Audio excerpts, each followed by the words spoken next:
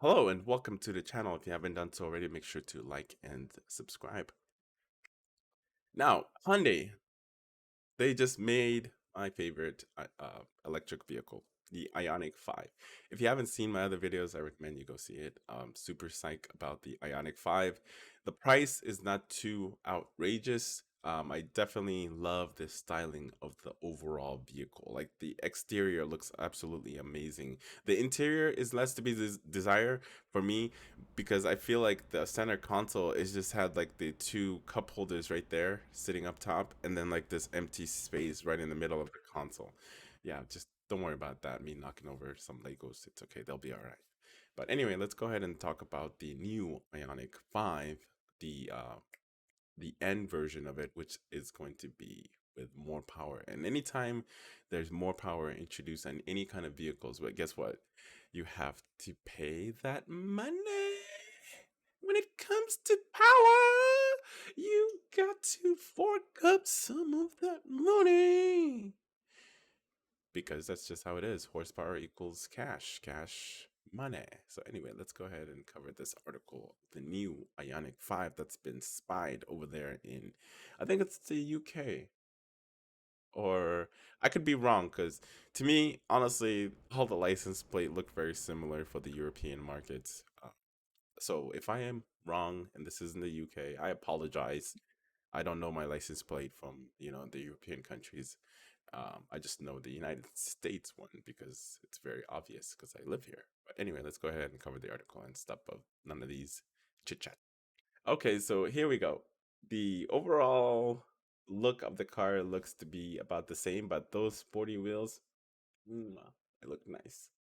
And they're about I don't know if they're rolling with the 20 inches. I think they should have used something a little bit smaller because when you go with 20-inch rims, you tend to have a less of a great ride quality when you're driving down the road. You feel everything. Trust me, I would know this because I have two cars that have big rims and they're not that especially when you hit like big potholes or anything, big bumps. Mm, I dented two rims like that on the Type R, and just hitting bumps and speed bumps, or speed bumps as well as potholes. Like I've dented two rims, so 20-inch rims. Yeah, no. You want them at least 18s, or even if you're pushing it a little bit, 19-inch rims. But 20s, no way, man, no way. And obviously, it's going to be way more expensive when you're replacing your tire as well too on those 20-inch rims. So those are other things that could, potentially for you. But anyway, for me, I love the overall look of the vehicle. I love the rear of the taillights. I love it. I love everything about this Ioniq 5. And this is the new version. Supposedly, this is the N version. Right now, the Ioniq 5, the highest one is it comes with a 77.4 kilowatt battery, so you're gonna have a range of 256 if you go with the all-wheel drive system, or if you go with the rear-wheel drive, you're gonna have less power but more range, up to I think 310 miles.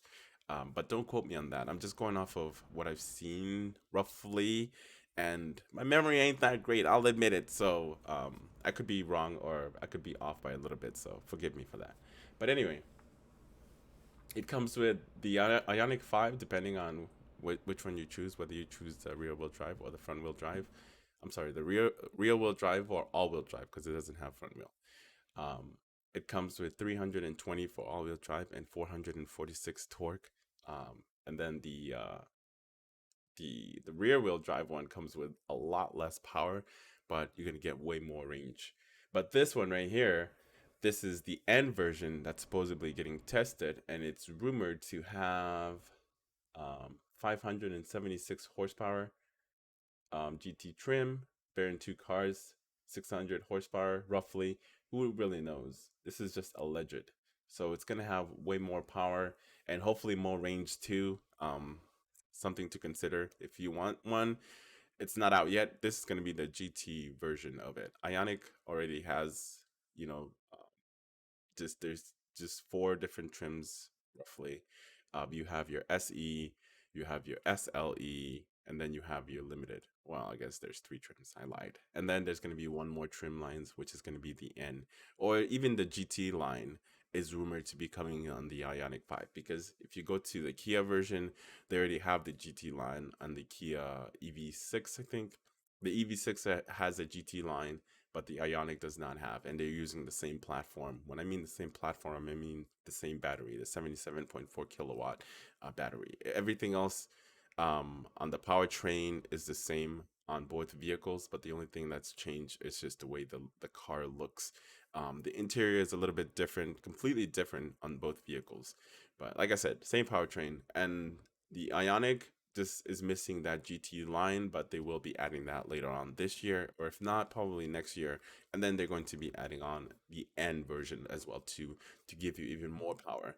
But anytime you get more power, like I said before, you're gonna have to pay more money for it. So I'm probably thinking around 60 grand, because with a limited trim, you're already looking at $57,000 for the Ioniq 5 Limited, and I think the Kia EV6 is right around similar pricing. I think their base model starts at 40, which is the Ioniq 5. You know, the base model, you're looking at around like 30, around in the high 30s price range. But anyway, I cannot wait to see what the Ioniq 5 N version is, as well as the GT version, and seeing what kind of range that they're going to be offering for the 2023 model. And stay tuned. I can't wait to see more.